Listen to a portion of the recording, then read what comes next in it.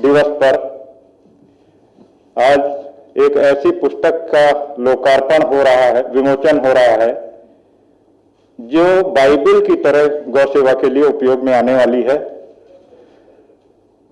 माननीय मुख्यमंत्री जी से अनुरोध है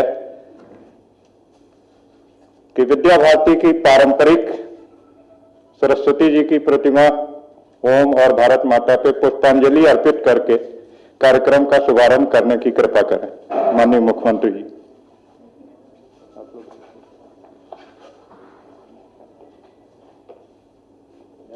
नहीं करा रहे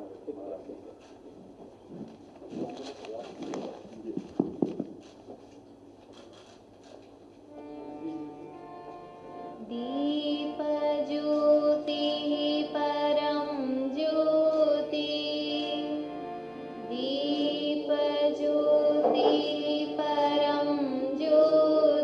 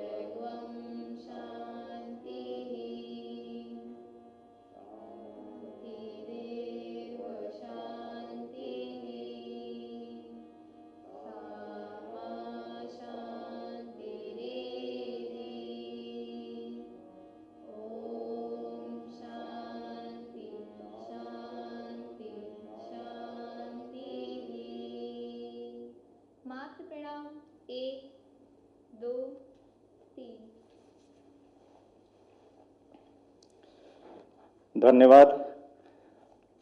माननीय मुख्यमंत्री जी के संज्ञान में लाना चाहूँगा कि ये हमारे निराला नगर लखनऊ स्थित विद्यालय की भैया और बहन हैं, जिन्होंने हमारी पारंपरिक सरस्वती वंदना प्रस्तुत की। मुख्यमंत्री जी के बाएं परिचय के क्रम में शुरुआत कर रहा हूं। संजय जी हैं, वरिष्ठ प्रचारक हैं राष्ट्रीय स्वयंसेवक संघ के। राष्ट्रीय स्वयंसेवक संघ के प्रकल्प इतिहास संकलन योजना के अखिल भारतीय सह संगठन मंत्री हैं। संजय जी के बाएं श्री हेमचंद जी हैं, वरिष्ठ प्रचारक हैं राष्ट्रीय स्वयंसेवक संघ के। विद्या भारती के पूर्वी उत्तर प्रदेश के क्षेत्रीय संगठन मंत्री हैं, खेलकूद के राष्ट्रीय प्रभारी हैं और आपका मार्गदर्शन हम लोगों को निरंतर विद्या भारती में प्राप्त होता रहता है। मुख्यमंत्री जी के दाहिने वरिष्ठतम लोगों में से एक श्री श्यामनंदन सिंह जी हैं, उत्तर प्रदेश गौ सेवा आयोग के अध्यक्ष। आपके आने के बाद गौ सेवा के क्षेत्र में जितने भी लोग सक्रिय थे उनको बहुत सहयोग मिल रहा है और लोग प्रेरित हैं, गौरक्षा के प्रति आगे बढ़ने का संकल्प ले रहे हैं। श्यामनंदन जी के बगल में दाहिनी तरफ उत्तर प्रदेश के कृषि उत्पादन आयुक्त महोदय मौजूद हैं, वरिष्ठ अधिकारी हैं और आपका हम लोग बहुत आदर और सम्मान से नाम लेते हैं। बगल में कौन?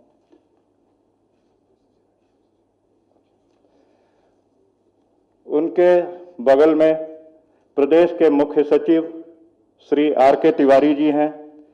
R.K. तिवारी जी हमारे प्रांगण में आ चुके हैं और एक हम लोगों ने स्वच्छता पे कार्यक्रम किया था, आपने बहुमूल्य समय दिया था। हमारे विजेताओं को पुरस्कार वितरण भी आपके माध्यम से हुआ था। आज का कार्यक्रम हम लोगों के लिए बहुत महत्वपूर्ण कार्यक्रम है। इस कार्यक्रम की भूमिका 5 वर्ष पूर्व चालू हुई थी, जब ये विषय आया था कि गाय को तरह तरह से हम लोग आंकते हैं। कोई इसका आध्यात्मिक पहलू देखता है, कोई मात्र पहलू देखता है, कोई कलिखंड में हो रहे अत्याचारों को लेकर चिंतित रहता है, कोई इसकी उत्पादकता बढ़ाने के बारे में विचार करता है और कुछ लोग एकदम उपासना के तौर पे गौ माता का नाम लेते हैं। तो ये विषय आया तो हम लोगों ने इस पे चिंतन किया। इस चिंतन के बाद ये तय किया गया कि एक ऐसी पुस्तक प्रकाशित होनी चाहिए जिसमें 5 खंड एक साथ मौजूद हों। उसका जो स्वरूप है वो लेते लेते कई 3 वर्ष लग गए। इस 3 वर्ष के अंतराल में काफ़ी काम किया गया, बहुत सारे लोगों ने इसमें अपना अपना योगदान दिया। पिछले वर्ष लगभग पूर्ण होने के स्थिति में जब पुस्तक आ गई तब मैंने माननीय मुख्यमंत्री जी से अनुरोध किया कि आपका भी कुछ इसमें लेख आना चाहिए, आपका हम लोगों को आशीर्वाद भी मिलना चाहिए। माननीय मुख्यमंत्री जी के आने के बाद एक छवि जो प्रदेश में आई कि गौ रक्षा एक प्रारंभिक रक्षा है, गाय और गोवंश का संरक्षण होना चाहिए, ऐसा संदेश मुख्यमंत्री जी के द्वारा लगातार दिया जाता रहा। जैसे ही हम लोगों ने अनुरोध किया, आपने सबसे पहले प्रावधान जो लगा हुआ है पुस्तक में, हमारी अभी विमोचन के बाद आप लोग देखेंगे, प्रावधान दिया। अविस्मरणीय तरीके से लिखा हुआ और बहुत ही प्रेरक प्रावधान इस पुस्तक का अंश बना। कोरोना आ जाने की वजह से कार्यक्रम विलंब में जाने लगा। पहले हम लोगों की योजना थी कि अपने माधव सभागार में हम प्रदेश की सभी गौशालाओं से एक एक प्रतिनिधि बुलाते, गायों को लेके एक छोटा सा मेला लगाते जिसमें कुछ अच्छी नस्ल की देसी गायों का प्रदर्शन किया जाता और लगभग 1000 लोगों का कार्यक्रम करने की योजना थी। लेकिन कोरोना काल की वजह से विलंब होता जा रहा था। हम लोगों के अनुरोध करने पे मुख्यमंत्री जी ने कहा कि लोकार्पण गोपाष्टमी के एक दिन पूर्व आज किया जा सकता है। उसी क्रम में आज ये लोकार्पण हो रहा है। इस पूरे कार्यक्रम में यहाँ के उत्तर प्रदेश सरकार के वरिष्ठ IAS ऑफिसर जितेंद्र कुमार जी ने लगातार हम लोगों को बहुत सहयोग किया। महाराज जी के संज्ञान में लाना चाहूँगा कि कई बार जब गोकशी की सूचनाएं आती थीं तो आप चाहे जिस पद पर रहे, हम लोगों को तुरंत उन्होंने सहयोग किया। ऐसे लोगों को रोकने में हम लोगों की मदद करी जो गोकशी को बढ़ावा दे रहे थे। आपकी ही बहुत ज़्यादा मेहनत से ये पुस्तक अपने स्वरूप को भी पूरी तरह से ले पाई। मैं जितेंद्र कुमार जी से अनुरोध करूंगा कि हमारे यशस्वी मुख्यमंत्री जी को शॉल देकर इनका स्वागत करने की कृपा करें।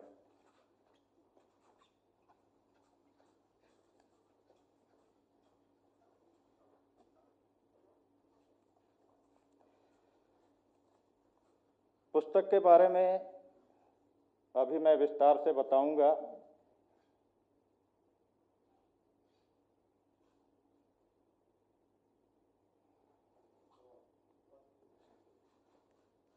एक मास्क मास्क दिए।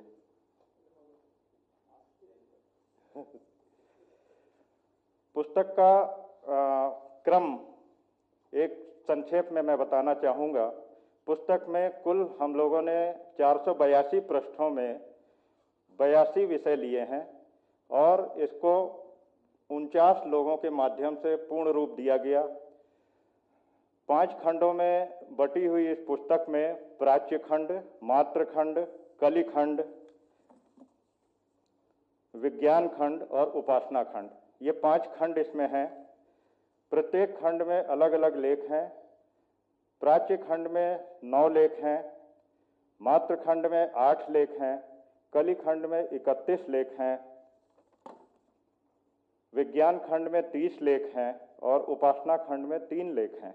इसके माध्यम से हम लोगों ने गाय की प्राचीनता, गौ का मात्र रूप मात्र खंड में लेते हुए कलयुग में किस तरह से गौ का पतन हुआ, गोवंश कैसे तिरस्कृत होता जा रहा है, उसके लिए विज्ञान ने क्या प्रयास चालू किए और विज्ञान खंड में उन सब बातों को हम लोगों ने लिखा है कि गौशाला कैसे होनी चाहिए, गो उत्पाद क्या क्या हो सकते हैं, गोमूत्र से कैसे औषधियाँ बनाई जा सकती हैं, गोमय से कैसे उपयोग में विभिन्न तरीके हो सकते हैं, सीएनजी कैसे बनाई जा सकती है, नेचुरल गैस, उसकी योजनाएं, इंडस्ट्री लगाने के तरीके, इंडस्ट्री को कैसे सहयोग मिलेगा, ये भी इस विज्ञान खंड में हमने दिया है।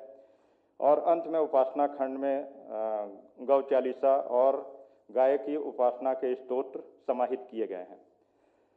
मुख्यमंत्री जी के संज्ञान में लाना चाहूँगा कि विभिन्न लेखकों में से 10 लेखकों को हम लोगों ने चयनित किया है, जिनके लेख इसमें आए हैं।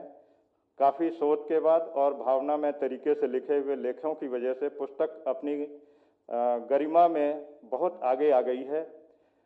मुख्यमंत्री जी से मैं अनुरोध करना चाहूँगा कि उन 10 लेखकों को क्रमवार मैं बताता जाऊँगा, एक एक अंगवस्त्र देके उनका उत्साहवर्धन करेंगे और उनको भविष्य में वो इसी तरह काम करते रहें गौरक्षा के क्षेत्र में। इसके लिए आपके आशीर्वाद और प्रेरणा की भी जरूरत है। महोदय, पहला जो प्राच्य खंड है उसमें हमने महात्मा गांधी का भी लेख लिया है, पृष्ठ संख्या 18 पे। इसके बाद पृष्ठ संख्या 21 में हमारे वरिष्ठ प्रचारक संजय जी ने वैदिक काल से वर्तमान समय तक गाय की महत्ता पर लिखा है। मैं अनुरोध करूंगा मुख्यमंत्री जी से कि संजय जी को अंग वस्त्र देकर सम्मानित करें।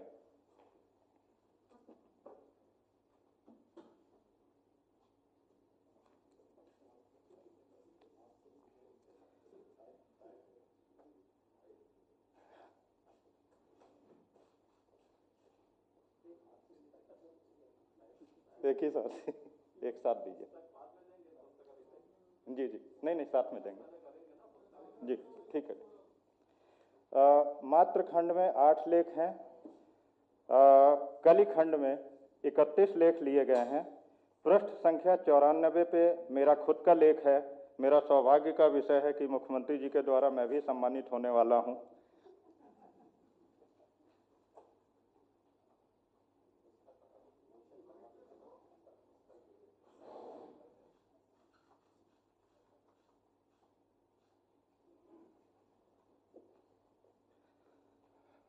अंगवस्त्र प्राप्त हो गया है, इसलिए अब मैं थोड़ा सा कार्य योजना बदलते हुए पहले विमोचन कराना चाहूँगा।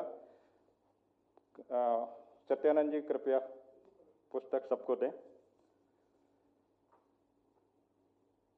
महाराज जी की प्रेरणा से इस पुस्तक को हम लोगों ने सबसे अच्छे कागज में छापने का प्रयास किया है। कागज की आयु के हिसाब से 100 वर्ष तक इसका कागज खराब नहीं होगा। सारे लेख इसमें उस तरीके से लिए गए हैं कि क्रमवार सभी लेखों को हम लोग बहुत ही अच्छे तरीके से पढ़ते हुए ज्ञान वृद्धि प्राप्त कर सकते हैं। महाराज जी से अनुरोध है कि कृपया पुस्तक का विमोचन करने की कृपा करें।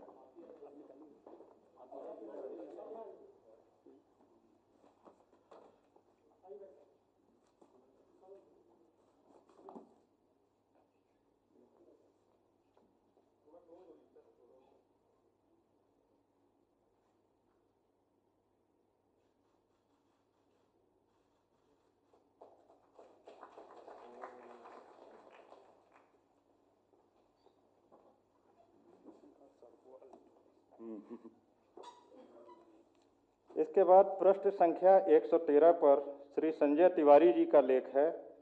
इन्होंने बहुत मेहनत करके महाराज जी की गौशाला, जो एक बहुत आदर्श गौशाला है गोरखपुर की, उस गौशाला का पूर्ण विवरण इस पुस्तक में दिया है, कैसे वहाँ पे गायों का संरक्षण हो रहा है। मैं अनुरोध करूँगा संजय तिवारी जी से कि आप आएँ और अंगवस्त्र ग्रहण करें। पृष्ठ संख्या 135 पर श्री श्यामनंदन सिंह जी का गोवंश की प्रजातियों पे बहुत ही अच्छा लेख है। श्री श्यामनंदन सिंह जी वैसे भी गौवंश संरक्षण पे बहुत कार्य करवा रहे हैं। मैं श्री श्यामनंदन सिंह जी से अनुरोध करूंगा कि आप महाराज जी से अंगवस्त्र प्राप्त करके गौरवान्वित हों। पृष्ठ संख्या 179 पर सबसे युवा लेखिका शिवानी मिश्रा का लेख है और शिवानी मिश्रा लॉ की स्टूडेंट हैं। गौवंश करुणा क्लब के ऊपर आपने लिखा है। शिवानी मिश्रा से अनुरोध है कि महाराज जी से आशीर्वाद प्राप्त करने की कृपा करें।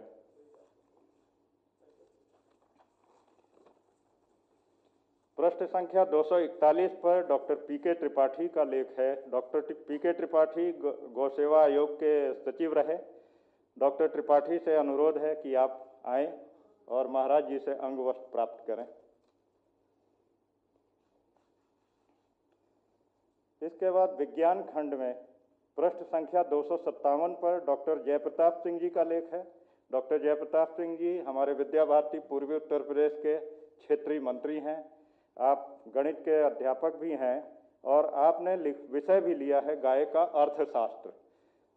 गाय का अर्थशास्त्र इनका बहुत ही उपयोगी है। आप आएँ और महाराज जी से सम्मानित होने का गौरव प्राप्त करें। पृष्ठ संख्या 285 पर हमारे क्षेत्रीय संगठन मंत्री श्री हेमचंद जी ने अपना लेख दिया है। वरिष्ठ प्रचारक होने के साथ साथ हेमचंद जी गाय के बहुत ही बड़े संरक्षक हैं और आपने एकदम प्रैक्टिकल लेख दिया, दुग्ध दोहन कैसे किया जाए। श्री हेम जी भाई साहब से अनुरोध है कि आप मुख्यमंत्री जी से अंगवस्त्र प्राप्त करें। पृष्ठ संख्या 333 पर श्रीमती स्मिता मिश्रा जी का लेख है, गाय का गर्भाधान से लेकर प्रसव तक की प्रक्रिया, वो बहुत ही जटिल है, उस पर आपने लिखा है। स्मिता मिश्रा जी महाराज जी से अंगवस्त्र प्राप्त करके गौरवान्वित हों। पृष्ठ संख्या 393 पर श्री उमा शंकर जी का लेख है, आपने गौसेवा से भगवत प्राप्ति, इस तरह उपासना खंड में अपना लेख दिया। आप हमारे बालिका शिक्षा प्रमुख भी हैं विद्या भारती पूर्वी उत्तर प्रदेश के। महाराज जी से अंगवस्त्र प्राप्त कर गौरवान्वित हों।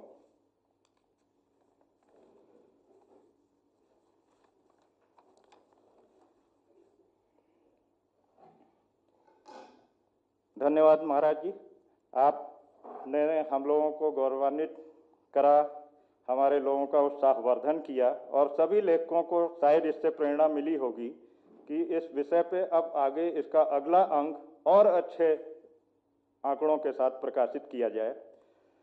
इस पूरे प्रकरण में जो चीज़ हम लोगों ने विभिन्न बैठकें करी, परिचर्चाएं करी और लगभग 5 वर्ष के कार्य का पूरे अंतराल में जो विषय निकाले गए, उसमें सबसे गंभीर विषय ये आया कि गाय का दूध, दही, मक्खन, घी सब शुद्ध अवस्था में हर एक व्यक्ति को चाहिए।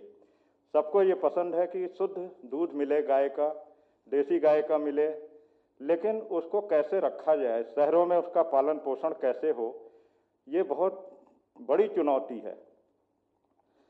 आज जिस गाय को समाज में सबसे अच्छा स्थान दिया गया, सर्वोच्च स्थान दिया गया था, आज हमारे समाज में उसका स्थान नहीं रह गया। हमारे नगरों के बाहर राधा ग्राम, गोकुल ग्राम, इस नाम से गायों को नगर के बाहर कर दिया गया।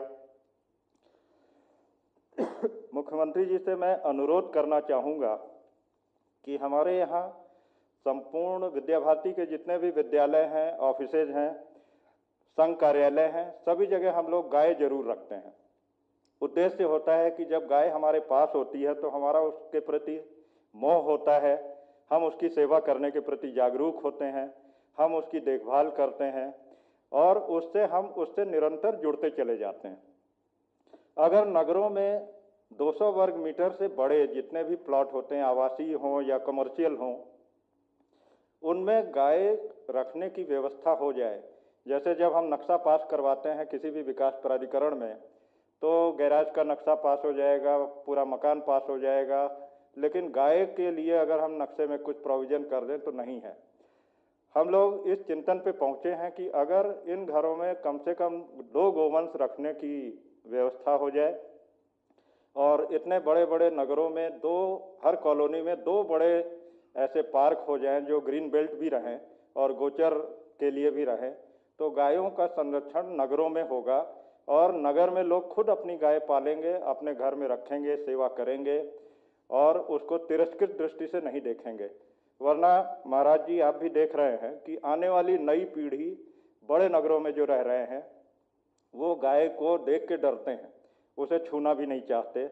आपके रहते अगर इस तरह के निर्देश आ गए तो बड़े नगरों में गाय संरक्षित हो जाएगी, समाज से बाहर नहीं जाएगी और शहर के बाहर देहात में रखो ऐसी बाध्यता उसके प्रति जो तिरस्कार का भाव उत्पन्न करती है, वो तिरस्कार का भाव धीरे धीरे प्रेम के भाव में परिवर्तित हो जाएगा।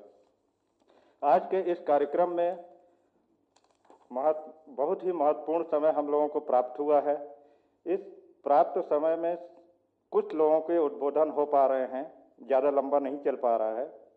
मैं सबसे पहले गौ सेवा आयोग के अध्यक्ष श्री श्याम नंदन जी से अनुरोध करूंगा कि आप इस विषय पर अपने विचार संक्षेप में रखने की कृपा करें। श्री श्याम नंदन जी, भाई साहब।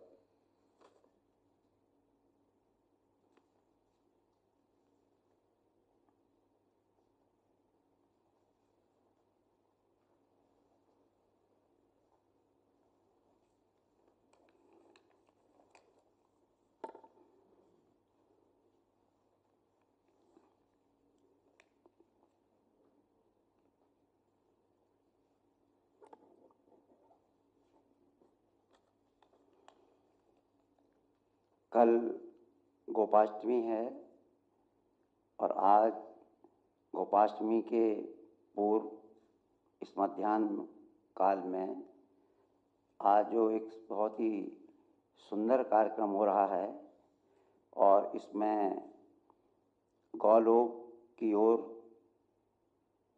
जिसमें बहुत ही विद्वत्तापूर्ण लेख हैं, का विमोचन अपने परम पूज्य परम आदरणीय उत्तर प्रदेश के बहुत ही लोकप्रिय माननीय मुख्यमंत्री जी के द्वारा हुआ है। ये बड़ा सौभाग्य की बात है कि इस पुस्तक का विमोचन श्री सौरभ जी ने माननीय मुख्यमंत्री जी से कराया है। माननीय मुख्यमंत्री जी की लोकप्रियता केवल उत्तर प्रदेश में ही तक नहीं सीमित है, आज हर प्रदेश देश का हमारे उत्तर प्रदेश के माननीय मुख्यमंत्री जी को बुलाने के लिए लालायित है। ये हमारे लिए बड़े गौरव का विषय है कि हमारे प्रदेश के एक पहले मुख्यमंत्री ऐसे हैं जिनको देश के हर प्रदेश अपने यहाँ बुलाने के लिए लालायित रहता है। इस कार्यक्रम में उपस्थित श्री हेमचंद जी, क्षेत्रीय संगठन मंत्री विद्या भारती, पूर्व उत्तर प्रदेश, श्री संजय जी, राष्ट्रीय सह संगठन मंत्री, अखिल भारतीय इतिहास संकलन योजना, श्री मुख्य सचिव श्री R.K. तिवारी जी, आशुतोष टंडन जी, श्री कृषि उत्पादन आयोग, सामने बैठे हुए बहुत ही विद्वान, अति विशिष्ट जिनके लेख हैं इनके अंदर, उनके लेखों को पढ़ करके लोग कितना लाभ उठाएंगे, ऐसे सभी वरिष्ठ जन, विद्वत जन और मेरे उधर बैठे हुए सरकार के बहुत ही वरिष्ठ अधिकारीगण, मैं सभी को प्रणाम करता हूं। और जो मुझे आज बोलने के लिए कहा गया है। मुझे ऐसा लगता है कि जहाँ माननीय मुख्यमंत्री जी बैठे हों और वहाँ गौ माता के विषय पर कोई बोलने खड़ा हो, कम से कम मुझ जैसे व्यक्ति को तो बहुत ही संकट जैसा लग रहा है। और लेकिन फिर भी मैंने आपके मार्गदर्शन में और आपके साथ समय पर मिलकर के जो कुछ भी सीखा है, उसके साथ मैं जो कुछ भी थोड़ा बहुत कर रहा हूँ, आपके आशीर्वाद से ही कर रहा हूँ। ये पुस्तक गौलोक की ओर, इसका नाम है हेडिंग। और लगता है कि इस कार्यक्रम के बाद हम सब लोगों को ऐसे एक समाज को इतना जागृत करना पड़ेगा कि गौ माता को फिर से वही अपना पहला सम्मान प्राप्त हो। अपने वेदों में, पुराणों में कहीं मैंने पढ़ा था, गावो विश्वस्य मातरः, गाय विश्व की माता। हमें वो स्थान दिलाना है, उससे पहले अपने देश में वो स्थान दिलाना है। आज इस बात का भी लोगों तक हमें प्रचार करना है, आग्रह पूर्वक उनको ये समझाना है कि गाय की उपयोगिता केवल दूध देने तक ही नहीं है। लोगों को लगता है कि शायद गाय दूध देने तक ही उपयोगी है, गाय के दूध देने के बाद सड़कों पर उसे छोड़ दिया। लेकिन ये लोगों को जागृत करना पड़ेगा कि जो गाय दूध नहीं देती है वो भी उनके लिए उतना ही, बल्कि उससे ज़्यादा उपयोगी है।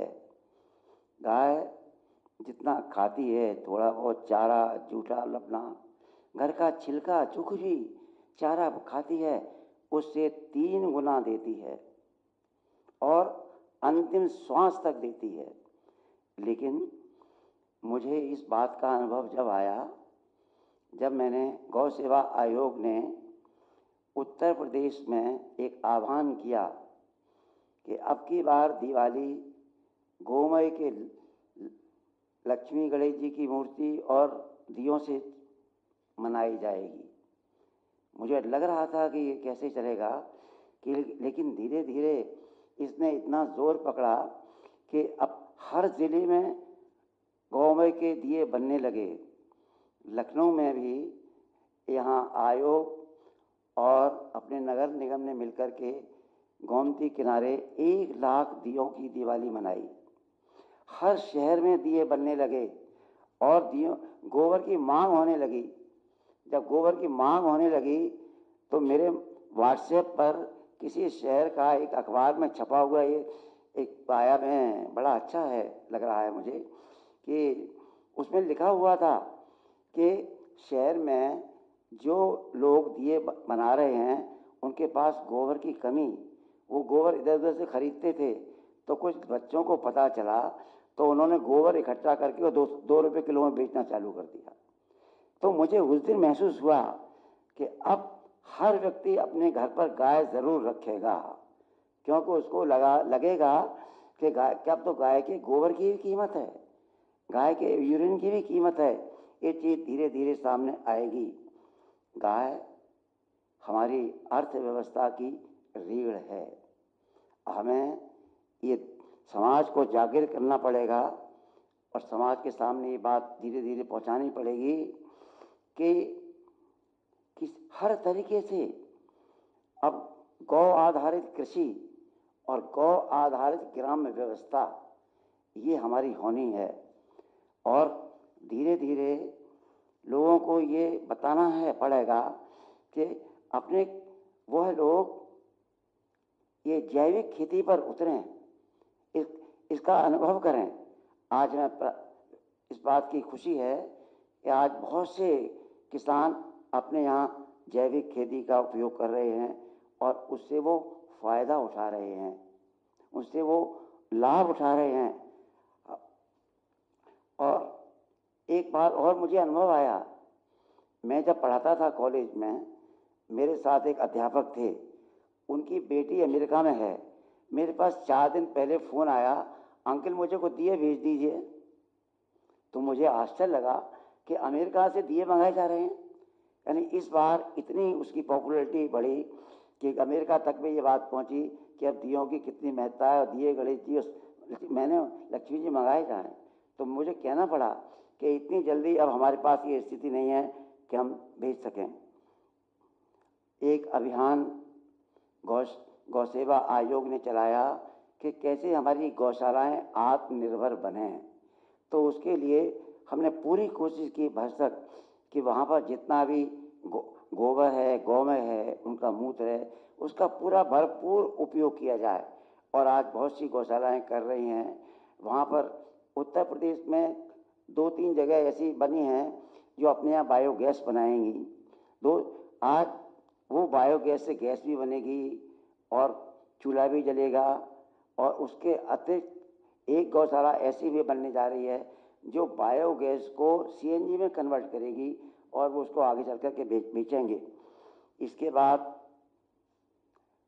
गोबर के लट्ठे बन रहे हैं, गोबर के गमले बन रहे हैं, गोबर की विभिन्न प्रकार की चीज़ें बन रही हैं। हम चाहते हैं कि गौशालाएं आत्मनिर्भर बने। इसलिए माननीय मुख्यमंत्री जी से मेरा एक अनुरोध है कि जिस प्रकार से कृषि के क्षेत्र में, कृषि में आने वाले यंत्रों पर सब्सिडी मिलती है, उसी प्रकार से गौशालाओं में काम आने वाले यंत्र जो लट्ठे बना रहे हैं, गमले बना रहे हैं, दिए बनाने की जो मशीनें हैं, उन पर भी उन्हें कुछ मदद दी जाए, उन पर भी उन्हें सहयोग, ये सब्सिडी दी जाए। और मेरा एक अनुरोध और है कि जिस तरीके से इस प्रदेश में टेराकोटा के जो बर्तन बने, बहुत सी चीज़ें बनी, बहुत अच्छा काम हुआ उसका। बड़ा इसमें दिवाली के समय में बहुत चीज़ें सामने आईं। और आज ही मैंने अखबार में पढ़ा कि एक terracotta training production facility centre बनेगा। इससे उसका बड़ा होगा। मैंने आपसे भी अनुरोध किया ही, तो मैं चाहता हूँ कि कोई लखनऊ में या आयोग के माध्यम से आपके साथ सहयोग कर लेकर के इस प्रकार का एक सेंटर बने कि हम भी गोबर की इतनी डेकोरेटिव चीज़ें बन रही हैं जो बाहर जा रही हैं, तो मैं चाहता हूँ कि एमएसएमई के साथ जोड़ा जाए, कहीं किसी तरीके से उसको ये ओडीओपी के साथ जोड़ा जाए। तो मैं समझता हूँ कि जब गोबर का इतना बड़ा उपयोग हुआ, विदेशों में भी चीज़ें जाएंगी, अभी जा रही हैं, तो मैं समझता हूँ गौ माता की बहुत बड़ी सम्मान मिलेगा और गौ माता अपना वही स्थान प्राप्त करेंगी। खैर, आज तो मुझे माननीय मुख्यमंत्री जी को ही सुनना है, उनसे मुझे मार्गदर्शन लेना है। एक बात मेरी ध्यान में आती है कि मैंने पढ़ा था, कि अंतिम बात मैं कह रहा हूँ कि मैंने ये पढ़ा था कि भगवान कृष्ण को जब शायद गोपाष्टमी के दिन ही उनको पहले दिन घर से गायों के पास जाने का परमिशन मिली थी। तो जब भगवान श्री कृष्ण गौ से इतने लगाव हो गया कि जब जाते थे तो दूर से जब गायों को पता लगता था कि भगवान श्री कृष्ण आ रहे हैं, तो गायें दौड़ करके आती थी, उनके साथ बैठती थी। ये अनुभव जब मैंने किताबों में तो भले ही पढ़ा होगा, लेकिन साक्षात मुझे गोरखपुर में सुनने के लिए मिला। जब गोरखपुर में मैं गौशाला को देखने गया तो वहाँ के प्रबंधक तिवारी जी से मेरी भेंट हुई और तिवारी जी ने ये बताया कि अपने परम पूज्य महाराज जी जब आते हैं तो उनकी आवाज़ सुनते ही गायें वहाँ से आवाज़ देने लगती हैं। तो मुझे लगा कि वो शायद वो त्रेता युग में जो बात हुई होगी वो साक्षात आज भी हम लोगों को देखने के लिए मिल रही है। मैं बहुत बहुत आभारी हूँ माननीय मुख्यमंत्री जी का, संचालक सौरभ जी का, कि आज ये ऐसा कार्यक्रम रखा और आज के कार्यक्रम से एक नई दिशा मिलेगी और माननीय मुख्यमंत्री जी के मार्गदर्शन से प्रदेश को ही नहीं, वो देश को ही दिशा मिलेगी। और मुझे पूरा भरोसा है कि जैसे दुनिया के देशों ने हमारे योग को अपनाया है, उसी तरीके से हमारी गौ माता को भी फिर से अपनाएंगे और उस शब्द का साकार करेंगे, गावो विश्वस्य मातरः, गाय विश्व की माता है। धन्यवाद। धन्यवाद श्यामनंदन जी भाई साहब। आपके सारे अनुरोध आज महाराज जी बैठे हुए हैं, निश्चित रूप से वो इस पे कार्यवाही करेंगे। हम लोगों का सौभाग्य है कि प्रदेश के ब्यूरोक्रेसी के मुखिया चीफ सेक्रेटरी साहब श्री R.K. तिवारी जी भी यहाँ मौजूद हैं, APC साहब भी मौजूद हैं। निश्चित रूप से सारे लक्ष्य प्राप्त होंगे। इसी क्रम में मैं श्री संजय जी से अनुरोध करूंगा कि 5 मिनट में आप अपने विषय को बताएं, जिससे हम लोगों का मार्गदर्शन हो।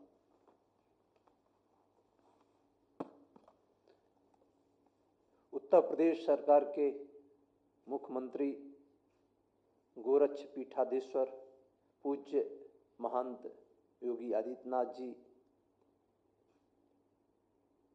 यहाँ प्रशासन के मुख्य सचिव, IAS, कृषि IAS, हमारे प्रचारक श्री हेमेंद्र जी, अन्यान्य विद्वतगण, हमारी भतीजी, हमारी बहनें, इस पुस्तक में आप पढ़ेंगे तो मेरा भी एक लेख है, उसके मैं कुछ बिंदु केवल आपको ध्यान दिलाता हूँ, शेष तो आप पढ़ेंगे ही। मेरा जन्म एक ऐसे ग्रामीण क्षेत्र में, एक गांव में हुआ है। बचपन से मैंने गांव देखा है, वहाँ जिया हूँ। तो हमारे घर में बिना अग्रासन के हम लोग भोजन नहीं कर सकते थे, इसलिए अग्रासन निकालना ही पड़ता था। सवेरे उठ करके गौ माँ का स्पर्श करना पड़ता था। सौभाग्य से मुझे स्वयं 4 गाय हैं, उनका दूध दूहना पड़ता था और मैंने 2 गायों का दूध पिया है। हमारे यहाँ हर कोई अच्छा कार्यक्रम होता था तो उसके पहले गौ का दर्शन करना पड़ता था। हम लोग मेला में जाते थे तो बैलगाड़ी, उसके पहले गाय को, बैल को तेल देते थे, सींगों पर तेल लगाते थे। गायों की प्रतियोगिता होती थी, बैलों की प्रतियोगिताएं होती थी और गायों की रभाने से ही सवेरे हमारी नींद भी खुलती थी, तो उसी से हम पढ़ते थे। ऐसा ग्राम का जीवन था। किसानों का मापदंड का क्या था? वो 2 जोत का किसान है, वो 3 जोत का, उसके घर में 3 बैलों की जोड़ी है। ऐसा ये गांव के परिवेश में जन्म लिया हूं। और हम अपने वेदों में देखते हैं, ऋग्वेद के 10वें मंडल में एक गौ सूक्त है, उसमें गाय को भगवान माना है। एक ऋषि गौ सूक्त में कहता है कि जो गाय है वो आदित्यों की बहन है। आदित्य माने भगवान, देवता। वसुओं की बेटी है, उसकी नाभि में अमृत है, गाय अवध है। अथर्ववेद में कहा है, जहां पर गाय दुखी है वहां वीर नहीं जन्मते हैं और उस राष्ट्र का जो तेज है वो शून्य हो जाता है। हम अपने पुराणों में देखते हैं, अनेक प्रकार के कथानक उसमें आते हैं। जाबाल का आता है, च्यवन ऋषि ने जो नहुष का राज्य की तुलना से अपेक्षा गाय का मूल्य ज्यादा माना है। हम वशिष्ठ और विश्वामित्र का संग्राम देखते हैं, उसमें भी गाय के कारण प्रारंभ हुआ था। हम जमदग्नि और सहस्त्रार्जुन का देखते हैं, उसमें भी गाय आता है। दिलीप अपनी पत्नी के साथ नंदिनी की सेवा करते हैं, उसके कारण ये इक्ष्वाकु वंश इतना प्रज्वलित हुआ। तो गाय का महात्मा हमारे सभी साहित्यों में प्राचीन काल से के आजकल तक है, आज भी उसका विद्यमान है। ऐसे श्रेष्ठ गाय हमारे जीवन में हम उसको देखते हैं। आज सौभाग्य का विषय है कि उत्तर प्रदेश में गोरक्ष पीठाधीश्वर अधिष्ठित है। और इसलिए मैं बुंदेलखंड जो क्षेत्र है, कानपुर प्रांत उसको कहते थे, वहाँ का प्रांत विचारक रहा हूँ। और अन्ना प्रथा एक बहुत बड़ी समस्या थी, उसको देखते देखते आंखों से आंसू आ जाते थे। मेरा मन रो पड़ता था वहाँ की दुर्दशा को देख करके, बुंदेलखंड की। आज सौभाग्य का विषय है कि उत्तर प्रदेश में उस गोरक्ष का पीठाधीश्वर बैठा है, और इसलिए गाय की आंखों से आंसू गिरे। मुझे विश्वास है यह जो समस्या है, इस समस्या का समाधान उनके चरणों में बैठ करके हम निश्चित प्राप्त करेंगे, ऐसा हमें एक विश्वास है। धन्यवाद। धन्यवाद संजय जी। आपका कष्ट और आपका दुख हम लोगों ने पुस्तक में भी वर्णन के साथ लिया है। हमें पूरी उम्मीद है कि मुख्यमंत्री जी के जैसे गौ सेवक मुख्यमंत्री के रहते इस प्रथा से भी छुटकारा मिलेगा। हम सभी लोगों की इच्छा है कि संबोधन मुख्यमंत्री जी का हो। उन्होंने गौरक्षा के क्षेत्र में जो नए नए कदम उठाए, उससे प्रदेश में गौकृषि तो पूर्णतः नियंत्रित हुई ही, गायों के पालन पोषण का एक बहुत बड़ा बजट आपने दिया, जिसके माध्यम से लोग अपनी गायों को जो दूध नहीं दे रही थीं, उनको भी पालन पोषण करना चालू कर चुके हैं। कुछ और योजनाएं आने वाली हैं, ऐसा हम लोगों को सूचना मिल रही है। मैं मुख्यमंत्री जी से अनुरोध करूंगा कि अपने संबोधन के द्वारा हम लोगों को गाय के बारे में, गौरक्षा के बारे में और अधिक जानकारी दें और हम लोगों को आशीर्वचन भी प्रदान करें।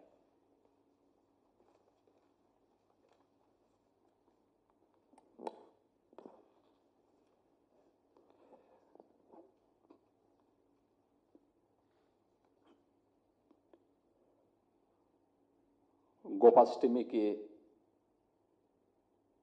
पूर्व गोलोक की ओर श्री सौरभ मिश्रा जी के द्वारा संकलित इस पुस्तक के आज के इस विमोचन कार्यक्रम में उपस्थित है विद्या भारती के संगठन मंत्री श्रीमान हेमचंद जी, सह संगठन मंत्री इतिहास संकलन योजना श्रीमान संजय जी, उत्तर प्रदेश गौ सेवा आयोग के अध्यक्ष प्रोफेसर श्याम नंदन सिंह जी, प्रदेश के मुख्य सचिव श्री के तिवारी जी, अवस्थापना में औद्योगिक विकास के आयुक्त श्री आलोक टंडन जी, और आज के इस कार्यक्रम में उपस्थित सभी गौ भक्तगण, उपस्थित भाइयों बहनों, मैं सबसे पहले सौरभ मिश्रा जी का अभिनंदन करता हूं कि इन्होंने गोलोक की ओर इस पुस्तक का संकलन करते हुए बड़ी सहज और सरल भाषा में गाय और गौवंश के महत्व को रेखांकित करते हुए इसे जनसाधारण के सामने प्रस्तुत करने का एक सराहनीय प्रयास किया है। मैं इसके लिए आपके इस प्रयास की प्रशंसा करते हुए आपको और आपकी पूरी टीम को हृदय से बधाई देता हूं, अपनी शुभकामनाएं देता हूं। कल गोपाष्टमी है। हजारों वर्षों से हम इस परंपरा को मनाते आए हैं।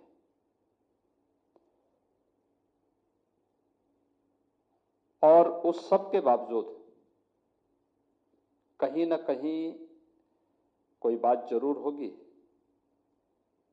कि एक तरफ हम गौ की पूजा करते हैं, दूसरी तरफ गाय का दूध निकाल करके उसे सड़कों पर भी लावारिस स्थिति में छोड़ देते हैं।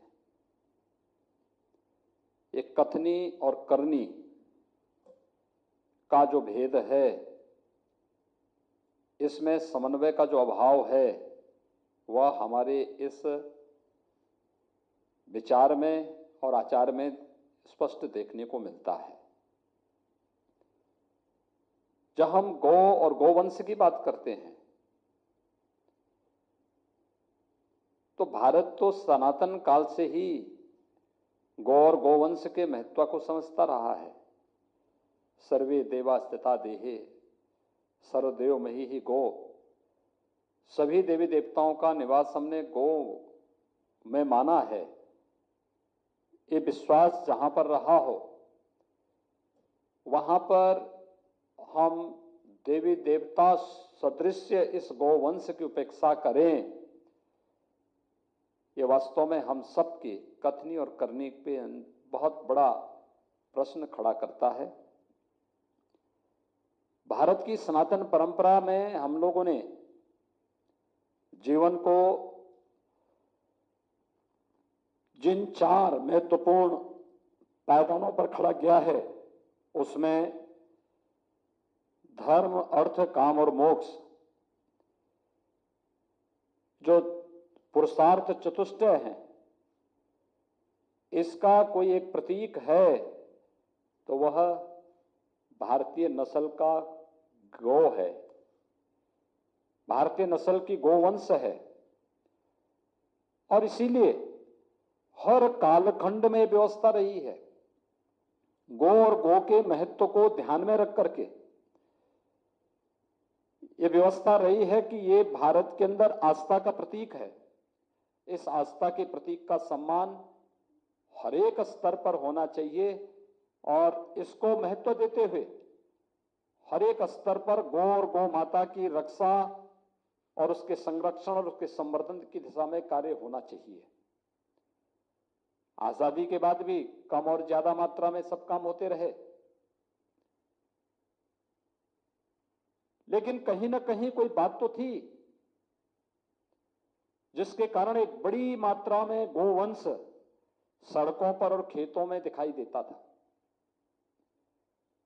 मुझे याद है जब 2017 में प्रदेश में भारतीय जनता पार्टी नेतृत्व की सरकार बनी और मुझे दायित्व दिया गया कि मैं प्रदेश सरकार का नेतृत्व करूं, तो मेरे सामने चुनाव के दौरान भी बातें सामने आती थी कि आखिर इतने बड़ी पैमाने पर सड़कों पर गौ खेतों में जो गोवंश है इसके लिए क्या होगा।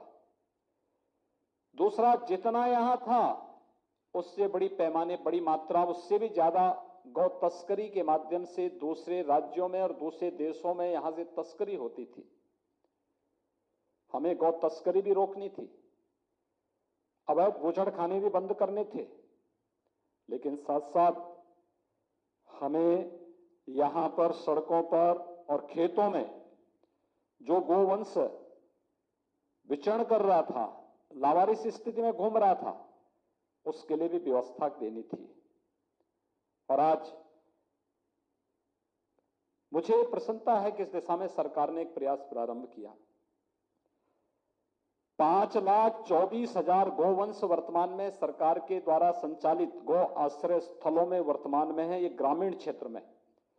और अगर मैं नगर निकायों के द्वारा संचालित कान्हा उपवन की बात करूं तो संख्या 8 लाख से ऊपर पहुंचती है कि 8 लाख से अधिक गोवंश आज के दिन पर सरकार के द्वारा संचालित गौ संरक्षण केंद्रों में सुरक्षित रह करके, वहां पे सुरक्षा का एक भाव 2 रूपों में है। एक,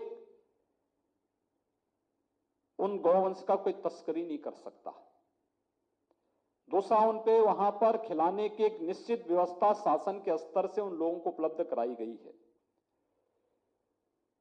यह पक्ष शासकीय पक्ष है, लेकिन हमने इसके अलावा भी 2 अन्य स्कीम निकाली है। एक स्कीम कि अगर कोई किसान अपने घर में गोवंश को रखना चाहेगा, क्योंकि इससे पहले सभी गोवंश का हमने जियो टैग किया है, और जियो टैग करने के बाद अगर कोई उनमें से किसी गाय को या किसी बछड़े को अपने घर में रखना चाहता है तो सरकार एक किसान को 4 गोवंश तक दे सकता है, बशर्ते वह उसकी देखभाल करने का एग्रीमेंट सरकार से स्थानीय स्तर पर करे। और सरकार गोवंश भी देगी। हर महीने प्रति गोवंश 900 रुपये भी सरकार उसको उसके बैंक अकाउंट में उपलब्ध कराने का कार्य करेगी। यह कार्य सफलतापूर्वक हुआ है। अब तक हम 63,000 से अधिक गोवंश किसानों के हवाले कर चुके हैं और प्रति महीने इसकी समीक्षा होती है, उसकी जांच होती है और प्रति माह उसके अकाउंट में, किसान के अकाउंट में पैसा जाता है। दूसरा, अति कुपोषित बच्चों के बारे में, अति कुपोषित माताओं के बारे में आप अनुमान करिए, अगर कोई पौधा सूख रहा है, आप उसमें थोड़ा थोड़ा पानी देते रहिए, वह पौधा पनप जाएगा, एक पेड़ बन जाएगा, एक समय के बाद फलता फूलता हुआ दिखाई देगा। राज्य सरकार ने एक स्कीम चलाई और इस स्कीम के अंतर्गत हम लोगों ने व्यवस्था की कि हर कुपोषित परिवार जिसके पास गाय को रखने की व्यवस्था होगी, हम उस परिवार को एक गाय उपलब्ध करवाएंगे जो ब्याही हुई गाय होगी और उस ब्याही हुई गाय को अपने घर में रख करके पालन करेगा। निःशुल्क गाय देंगे और हर महीने 900 रुपये भी उस गाय के भरण पोषण के लिए वह कोई उपाय कर सके, इसके लिए हर महीने 900 रुपये अतिरिक्त उसको हम लोग शासन के स्तर से उपलब्ध कराएंगे। पशुपालन विभाग प्रति माह 900 रुपये भी उस परिवार को देगा। अब तक हजारों परिवारों ने इस योजना का लाभ लिया है।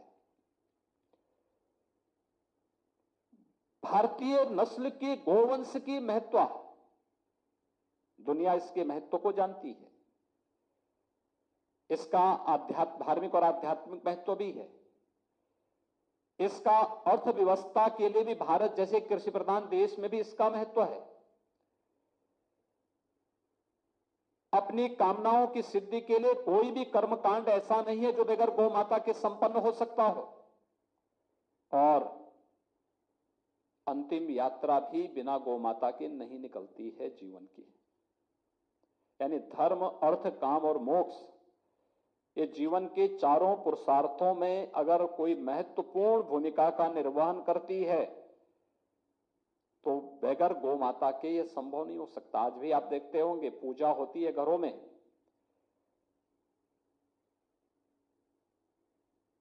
तो गौरी गणेश की मूर्ति की स्थापना के लिए रहना है तो वहां पे सुपारी और गोबर रख करके ही ये पूजा करके ये आयोजन संपन्न होता है। घरों में सफाई के लिए सबसे अच्छा उपयुक्त माध्यम क्या माना जाता था? गोबर से लीप करके, पुताई करके जब हम लोग करते थे तो सबसे शुद्ध माना जाता था। इस सब के बावजूद दो चीजें देखने को मिली। एक, हमने इस पक्ष को क्या छोड़ा कि अनेक प्रकार की बीमारियां सामने आनी शुरू हुई। दूसरा, वैश्विक मंच पर भारत की प्रतिष्ठा को धक्का लगा। उत्तर प्रदेश राज्य दुनिया के अंदर किसी भी देश की तुलना में ज्यादा दुग्ध उत्पादन करता है, लेकिन ये दुग्ध की मांग दुनिया की मार्केट में इसलिए नहीं क्योंकि यहां पे खुरपका मुंहपका रोग अभी है। हम आभारी हैं प्रधानमंत्री मोदी जी के, जिन्होंने लगभग 14,000 करोड़ रुपए की लागत की एक बड़ी योजना लागू की है, जिसमें हर गोवंश के खुरपका मुंहपका रोग को सदैव के लिए समाप्त करने के लिए कार्रवाई हो, और इस दिशा में एक व्यापक कार्यक्रम वर्तमान में चल रहा है। उत्तर प्रदेश में वर्तमान में हर दिन 5 लाख से अधिक गोवंश को और अन्य ऐसे पशुओं को जिन्हें खुरपका मुंहपका की बीमारी की संभावना रहती है, इन सब पर टीकाकरण की कार्रवाई प्रतिदिन चल रही है और जियोटेक उसके साथ किया जा रहा है। जियोटेक के माध्यम से हम पता लगा सकते हैं कौन सी गाय पे टीकाकरण हुआ है, कौन सी पे नहीं हुआ है। एक बड़ा कार्यक्रम इसके माध्यम से चल रहा है। दूसरा, जहां यह कार्यक्रम चला वहीं भारतीय नस्ल के गोवंश की नस्ल सुधार की दिशा में भी एक बड़ा कार्यक्रम आगे हम लोगों ने लिया है, और इसके लिए हम लोगों ने बुंदेलखंड क्षेत्र को पहले चरण में लिया है। अगर यही भारतीय नस्ल का गोवंश जो अभी 100 ग्राम 150 ग्राम 200 ग्राम दूध देता है, यही गोवंश 3 किलो 4 किलो 5 किलो तक दूध देने लग जाएगा तो कोई भी लाभार्थी इसे सड़कों पे नहीं छोड़ेगा, ये वहीं पे अपने घरों में रख करके इसकी सेवा करेगा, दूध भी पिएगा और साथ साथ गोबर और गोमय से मिलने गोमूत्र से बनने वाले उन औषधीय गुणों का लाभ भी ले पाएगा। कुछ नए प्रयोग प्रारंभ हुए हैं। एक जो जीरो बजट खेती की नई कॉन्सेप्ट आई है, इस मामले में हम लोगों ने बुंदेलखंड क्षेत्र को कहा है किसी एक जनपद को पहली बार बिना किसी केमिकल और फर्टिलाइजर के गो आधारित खेती के लिए आप उसका चयन करिए। हम उसका 2 बार प्रशिक्षण दे चुके हैं। हर एक कृषि विज्ञान केंद्र को, प्रदेश के अंदर 89 कृषि विज्ञान केंद्र हैं और प्रत्येक कृषि विज्ञान केंद्र को इस बात के लिए कहा गया है कि वह अपने यहां कम से कम एक गांव को गौ आधारित खेती के लिए तैयार करें, जिसमें कोई केमिकल नहीं, कोई फर्टिलाइजर नहीं, केवल गो जीवामृत के माध्यम से कैसे हम अत्याधुनिक खेती को आगे बढ़ा सकते हैं। गंगा के किनारे तटवर्ती क्षेत्रों में गौ आधारित खेती को प्रोत्साहित करने के लिए बजट में उसका प्रावधान किया गया है। गंगा के तटवर्ती क्षेत्रों में जो किसान अपने खेतों में बागवानी लगाएगा उसे 3 वर्ष तक हम लोग एक निश्चित धनराशि उपलब्ध कराएंगे, बशर्ते वह अपनी बागवानी का माध्यम गो आधारित बनाए। ये सरकार के द्वारा दिए जाने वाले प्रोत्साहन है। लगातार इस पर एक नई योजनाएं सरकार लेकर के आ रही है और उन योजनाओं से लाभ उनको उपलब्ध कराने का कार्य जहां हो रहा है, वहीं एक नई तकनीक को लेकर के उस जगह जो कार्य प्रारंभ हुआ है, खासतौर पर गाय के गोबर से सीएनजी बनाने की कार्रवाई। आपने देखा होगा जब हम लोगों ने, प्रधानमंत्री मोदी जी ने प्रधानमंत्री उज्ज्वला योजना में हर गरीब के घर तक रसोई गैस के सिलेंडर भरवाए, उपलब्ध करवाए, तो स्वाभाविक रूप से यह नारी गरिमा का सम्मान है, बीमारियों से बचाव का भी एक माध्यम है।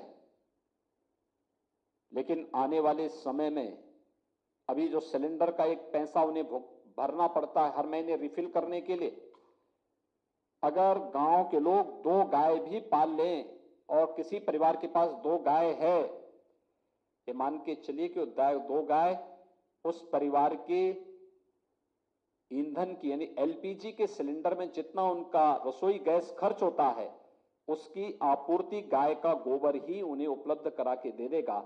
एक नया हम लोग तकनीक लेकर के आने जा रहे हैं और हर गांव में हम लोग एक बड़ा गोबर गैस प्लांट लगा करके फिर मीथेन और सीएनजी को अलग अलग करने की एक नई तकनीक को विकसित करते हुए सिलेंडर में उसे रिफिल करने की जो तैयारी हो रही है, ऊर्जा के क्षेत्र में एक नई क्रांति का यह माध्यम बनेगा।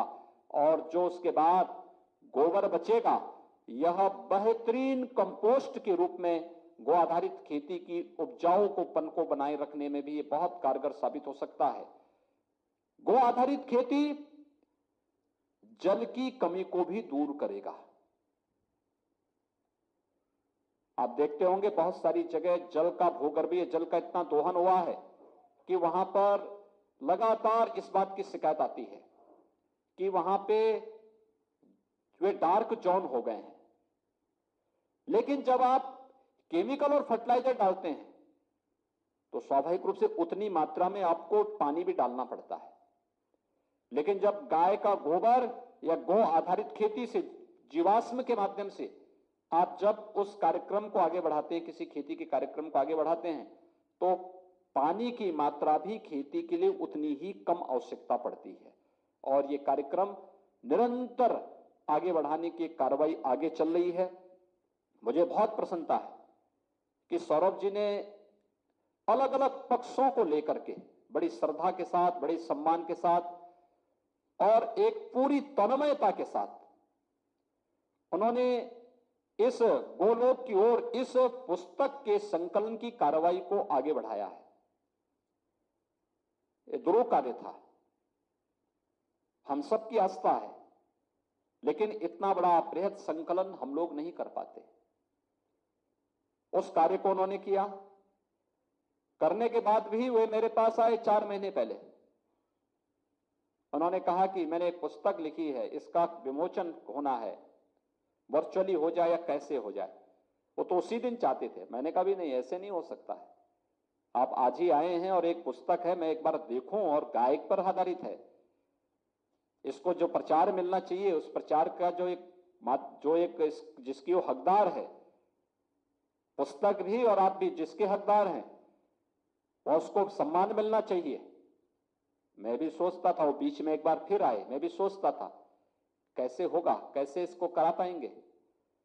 और मैं धन्यवाद दूंगा सूचना विभाग को भी कि इन्होंने सौरभ जी के साथ, श्री नवनीत सहगल जी को और उनकी पूरी टीम को, कि उन्होंने इस पूरे कार्यक्रम को ध्यान में रख करके गोपाष्टमी के एक दिन पहले जनता को ये पुस्तक समर्पित की है। सचमुच गौ माता के प्रति श्रद्धा का एक सशक्त माध्यम ये बन सकता है, क्योंकि कल के लिए हम लोगों ने घोषणा की है, जितने भी गौ आश्रय स्थल होंगे प्रदेश के अंदर, इन सभी गौशालाओं में, गौ आश्रय स्थलों में विशेष पूजा होगी, गौ माता की पूजा होगी। वहां पे गौ माता को खिलाने की व्यवस्था होगी। हमारे मंत्रीगण, हमारे सांसदगण, हमारे विधायकगण, अन्य जनप्रतिनिधिगण, अन्य पदाधिकारीगण, ये सभी लोग उन अलग अलग जनपदों के कार्यक्रमों में भागीदार होंगे। और मैं भी स्वयं मिर्जापुर की एक गौशाला में कार्यक्रम में भागीदार बनने जा रहा हूं, वहां पर, कि मैं भी उस कार्यक्रम का भागीदार बनूंगा। एक बड़ा कार्यक्रम होगा। तो गोपाष्टमी के कार्यक्रम की पूर्व संध्या पर अगर यह जनता को पुस्तक प्राप्त हो रही है, तो ये अपने आप में बहुत बड़ा कार्य है। और मैं इसके लिए सौरभ जी को और उनकी पूरी टीम को हृदय से धन्यवाद दूंगा कि इन्होंने अच्छा एक प्रयास प्रारंभ किया है।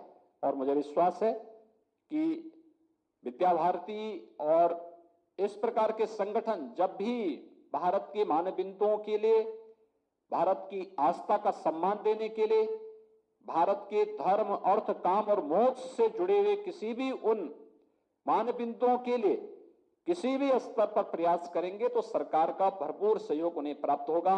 एक बार फिर से मैं गोलोक की ओर इस ग्रंथ के प्रकाशन और आज विमोचन के लिए मैं सौरभ जी को और उनकी पूरी टीम को हृदय से धन्यवाद देता हूं, अभिनंदन करता हूं। आप सबको गोपाष्टमी की मंगल में शुभकामनाएं देते हुए वाणी को विराम देता हूं। धन्यवाद। जय हिंद।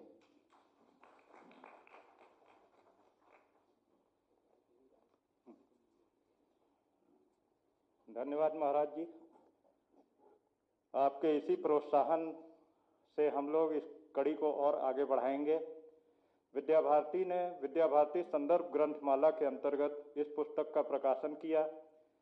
इसके और तकनीकी पक्षों पे काम चल रहा है। सरकार के सहयोग से उन पक्षों को इसमें जोड़ते हुए इसका अगला संस्करण भी हम लोग निकालने के लिए तैयार हैं। अपर मुख्य सचिव सूचना श्री नवनीत सहगल साहब ने बहुत ज़बरदस्त तरीके से छोटी नोट इन्फॉर्मेशन पे इस कार्यक्रम को करने में हम लोगों की मदद की। आपका सहयोग हमें विद्या भारती के विभिन्न कार्यक्रमों में लगातार मिल रहा है। सूचना निदेशक महोदय से और अपर मुख्य सचिव सूचना से अनुरोध है कि अगर मीडिया को, अखबारों को, टेलीविज़न चैनल्स को निर्देशित करें कि गाय के ऊपर निरंतर इनको कुछ ना कुछ जागरूकता चलानी है, तो हम विद्या भारती की तरफ से उस जागरूकता कार्यक्रमों के लिए कंटेंट उपलब्ध कराते रहेंगे, इन राइटिंग भी, लिखित फॉर्म में भी। और हमारे पास जो निराला नगर में ऑडियो वीडियो स्टूडियो हैं, उनसे हम ऑडियो विजुअल्स भी उपलब्ध कराएंगे बस। और जैसा चाहेंगे सरकार की योजनाओं का भी उसमें पूरी तरह से समावेश करते हुए प्रचार प्रसार हम विद्या भारती के बैनर के माध्यम से करेंगे। महाराज जी ने इतना समय दिया, आपका उपस्थित होना ही हम लोगों के लिए बहुत बड़ी ऊर्जा का कारण है। एक छोटा सा हम लोगों ने प्रतीक चिन्ह, गाय बछड़ा, उसको एक बढ़िया झूल हम लोगों ने पहनाई है, एक छोटी सी घंटी लगाई है। तो सबसे युवा लेखक शिवानी से मैं अनुरोध करूंगा कि वो आके महाराज जी को स्मृति चिन्ह देने की कृपा करें।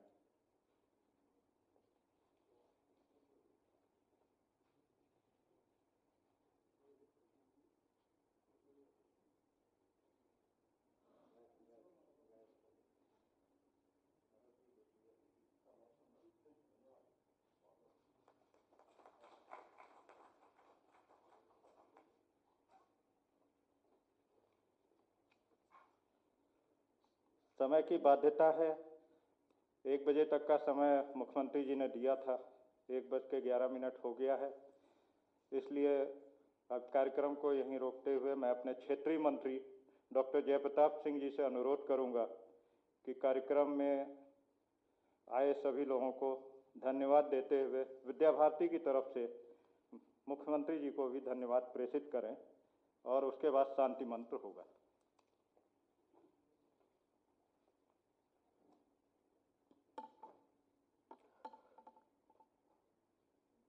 आज गोपाष्टमी की पूर्व गोलोक की ओर पुस्तक के विमोचन के अवसर पर आज हम सभी लोगों को अपने राज्य के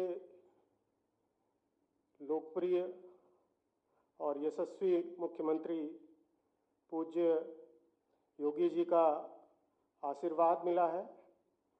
उन्होंने जिस गौ की सेवा के लिए हम लोग यहाँ एकत्रित हुए हैं, जिसके लिए हम वचनबद्ध हैं, अपनी संस्कृति के लिए, अपने संस्कारों के लिए, उसके लिए वो आगे आके किस तरह से सरकार उसके अलग अलग पक्षों में क्या क्या कर रही है, वो हम सब के सामने उन्होंने रखा।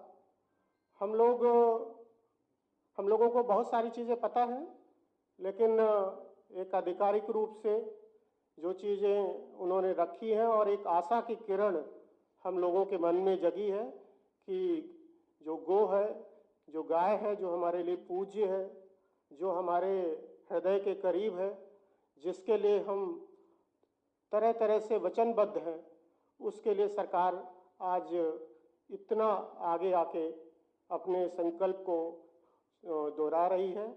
मैं आदरणीय पूज्य योगी जी का विद्या भारती पूर्वी उत्तर प्रदेश क्षेत्र की ओर से आपका हृदय से धन्यवाद देता हूँ, अभिनंदन करता हूँ। आज के इस अवसर पर हमारे क्षेत्र के क्षेत्रीय संगठन मंत्री आदरणीय हेम जी, आपका आशीर्वाद हम लोगों को हमेशा रहता है। आज के इस कार्यक्रम में आप हमारे साथ इस कार्यक्रम में मंच पर रहें और आपकी उपस्थिति से हम लोग हमेशा प्रेरित होते रहे हैं। मैं इस कार्यक्रम में आपकी उपस्थिति के लिए, आपके आशीर्वाद के लिए आपका हृदय से आभारी हूँ। आज के इस कार्यक्रम में इतिहास संकलन के अखिल भारतीय सह संगठन मंत्री आदरणीय संजय जी, जिन्होंने आज गाय के बारे में आपका जो अनुभव है वो हम सब के साथ उसका साझा किया, वो चिंताएं व्यक्त की और एक तरह से पुनः स्मरण हमको कराया कि कैसे गाय के बारे में हमको और अधिक ज़्यादा संजीदा होना चाहिए। आपका आशीर्वाद और आपका मार्गदर्शन हमेशा हमें मिलता रहता है।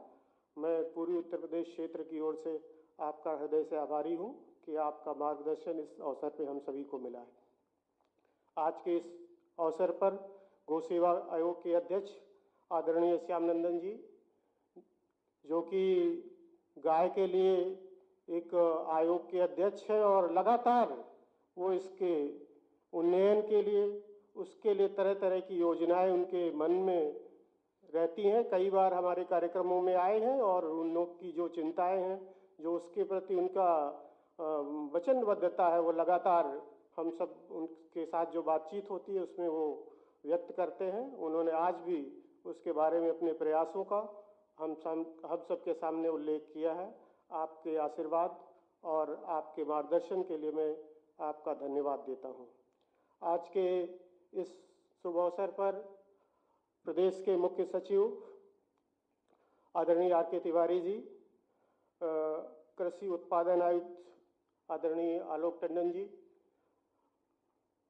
सूचना आयोग के सचिव आदरणीय नवनीत सहगल जी, आदरणीय जितेंद्र जी, विद्या भारती के क्षेत्र के अधिकारीगण, विद्या भारती के प्रचार विभाग के सभी अधिकारीगण,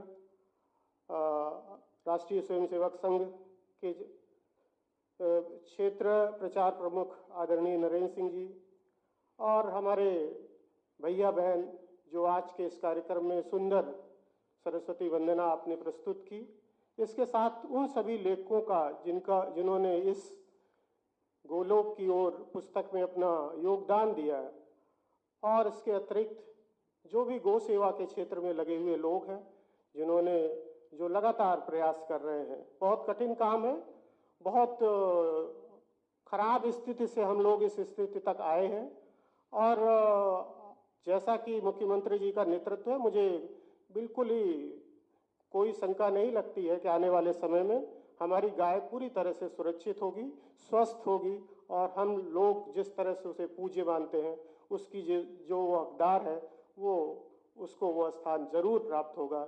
इसी आशा और विश्वास के साथ आप सभी लोगों का हृदय से पुनः अभिवादन करते हुए, आभार व्यक्त करते हुए मैं अपनी बात समाप्त करता हूँ। जय हिंद।